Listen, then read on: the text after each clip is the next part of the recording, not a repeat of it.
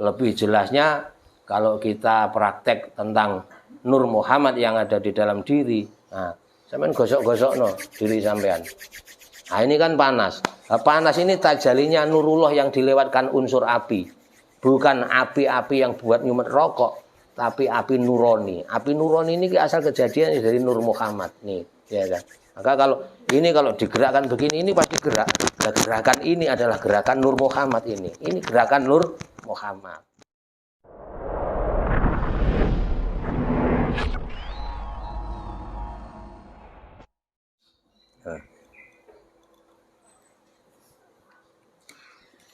Asal kedadiane Nur Muhammad niku nggih sejatine Nur Muhammad niku nggih nurullah. Sing diarani Nur Muhammad iku hakikate ya nurullah, ya kan. Lah nurullah iku saka ngendi? Ya saka tajaline dzate Gusti Allah. Jadi Nur Muhammad itu sebenarnya adalah tajaline dzat. Ya sing diarani Allah iku ya Nur Muhammad niku. Mergo hakikate tajaline dzat iku ya Nur Muhammad iku. Maksudnya tajali sing nampak mungguhe ilmu hakikat niku nggih niku. Ora iso divisualisasikan cara dohir. Gak iso. Sing ngerti ya wong sing ngerti ilmu hakikat. Padha karo sampean duwe rasa, ya kan. Semua orang punya rasa. Apakah bisa dibuktikan rasa itu?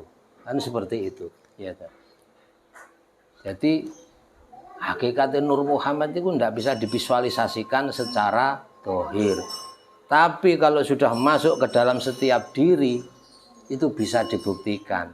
Contohnya, kita bernapas, ya kan. Bernapas ini tajalinya dari Nur Muhammad. Asalnya itu dari Nur Muhammad. Maka wa asyhadu anna Muhammadan. Wa asyhadu lan yaksani ingsun anna Muhammadan Rasulun iku utusan. Rasulullahi utusane Allah. Yang diutus Allah untuk menghidupi alam semesta ini ya Nur Muhammad. Jadi Nur Muhammad itu hakikatnya ya nurullah. Dan nurullah itu asalnya dari dzatnya Allah. Ya, seperti itu. Bukan seperti kita kalau kita contohkan begini.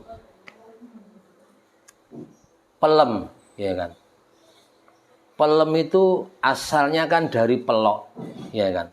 Pelok. Begitu pelok ini kita tanam, maka dia tumbuh cabang, ya kan. Oyot, cabang, kemudian daun, kemudian setelah besar dia berbunga, setelah berbunga berbuah, ya kan. Ono ne pelem iki asale saka pelok. Jadi pelem iku hakikate pelok. Betul enggak? Nah, seperti itu. Jadi kalau begitu, hakikatnya Nur Muhammad itu siapa? Iya, Allah sendiri.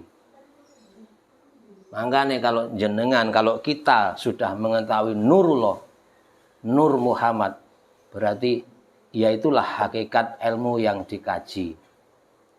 Ilmu yang sebenarnya ilmu, ya. Itu harus tahu. Nah, supaya tahu bagaimana sampean menemui Rasulullah, wong yang memegang kendali itu Rasulullah. Lah Rasulullah sudah tidak ada, sahabat tidak ada, tabiin tidak ada. Nah, kita ke ulama warasatul anbiya, guru mursyid yang sekarang masih ada. Tidak semua ulama. Ulama itu ada ulama ada ulama dunia, ada ulama akhirah, dan ada ulamaul yang solehus soleh. Jadi tidak semua ulama itu ngerti atau paham tentang ilmu Nur Muhammad. Maka banyak perdebatan di sini. Ya, maka dari itu kita tidak perlu memperdebatkan. Kalau belum paham ya kita nggak usah gengsi. Harus mencari guru mursyidnya. Di mana? Banyak. Ya kan, di Kalimantan ada. Di sana ada guru sekumpul. Kemudian di Pulau Jawa ini malah gudangnya, ya di Jakarta. Sekarang ini ilmu hakikat sudah sudah diwejang oleh semua orang. Jadi sudah Allah itu sudah maha murah kasih ya. Jadi tinggal kita mau ndak mencari, ya kan. Jadi kalau kita ingin tahu hakikatnya Nur Muhammad, kita harus mencari guru yang bisa menjabarkan tentang Nur Muhammad. Jadi ndak bisa diuraikan secara vulgar, ada angger-anggeran, ada aturan, gitu. Jadi ndak boleh bukannya nggak boleh, ini ada tataran. Seandainya anak TK diajari sekelas SMP, otomatis tidak nyambung.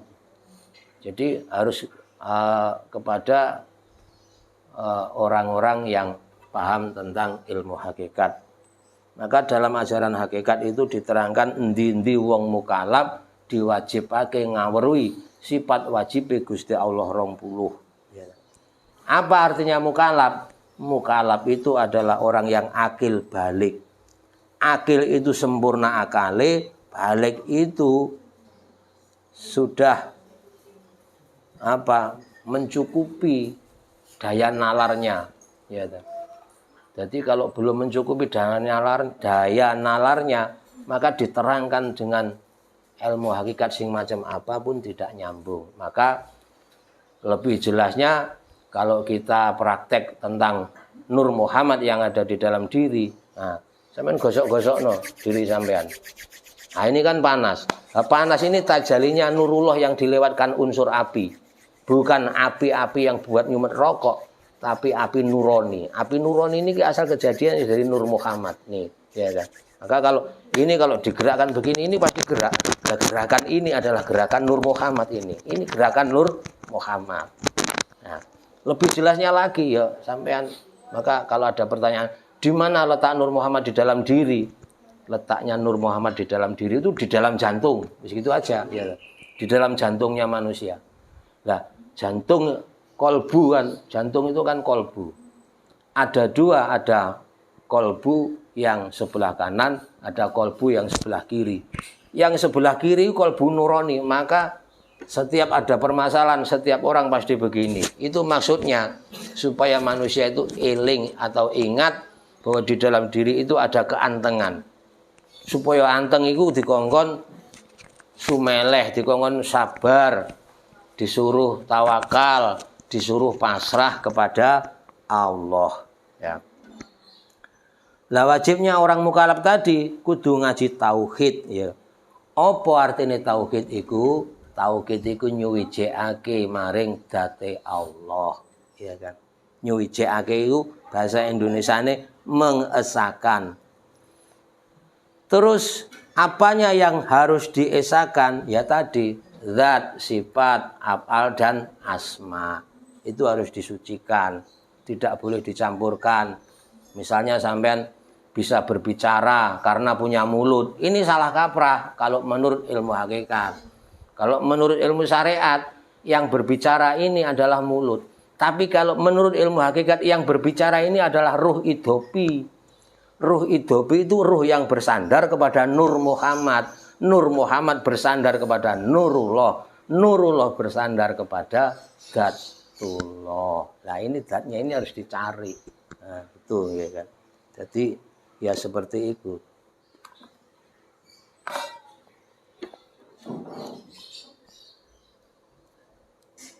Jadi prakteknya Nur Muhammad seperti itu. Sama gerak. Gerak ini Nur Muhammad yang gerak ini. Bukan tangan. Kan pakai tangan ya bisa gerak. Karena apa? Ya karena Nur Muhammadnya itu sudah berkurang. Doyo atau energi, ya kan.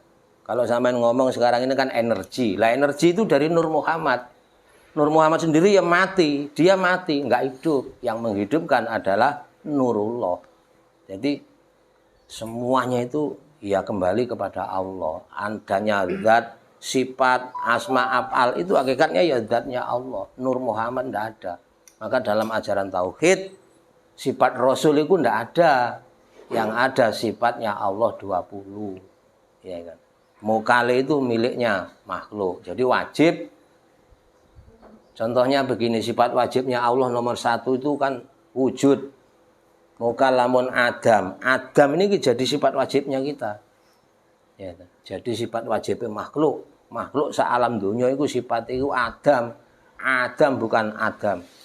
Jadi kosong ndak ono. Sing ana sapa? Sing ana ya dat wahidul wujud ya kan. Dat kang suwiji tur hakiki, suwiji ngejeni tur hakiki. Ya, jadi seperti itu. Apalagi, amen. Terus no.